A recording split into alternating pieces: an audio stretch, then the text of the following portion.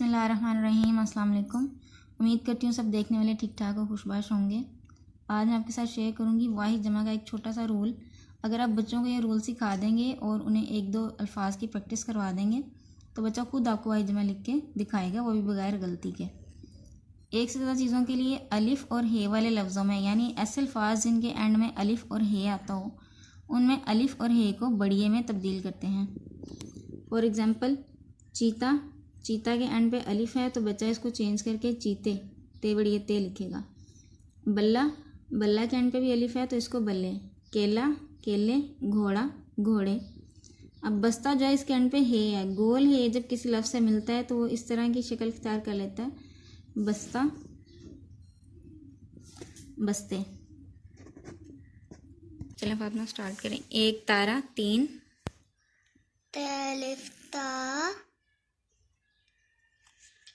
रे ये रे तारे पौधे, एक पौधा, चार, एक पौधा चार पौधे, लिखें। पेवपो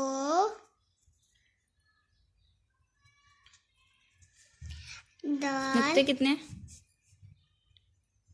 दाल ये दे पौधे, मोज़ा, मोज़ा के एंड पे गोल है तो इसको कैसे जमा बनाएंगे? एक मोज़ा दो। लाल जे, रे मोजे,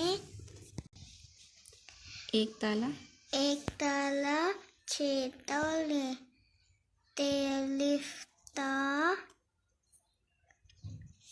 लाम ये ले ताले।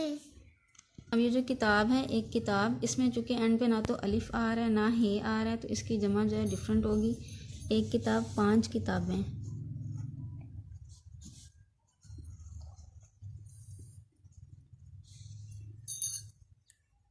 ये था वाहिद जमा का बेसिक रूल जो मैंने आपके साथ शेयर किया। उम्मीद करती हूँ कि आपको इंटरेस्टिंग लगा होगा। इंटरेस्टिंग लगा हो तो इस वीडियो को लाइक कीजिएगा और चैनल पे फर्स्ट टाइम आए हैं तो इसको ज़रूर सब्सक्राइब कीजिएगा। अपनी दुआ में मुझे याद रखिएगा। अपना बहुत सारा ख्याल रखिएगा। ओके जी, टेक केयर। अल्लाह हाफिज़।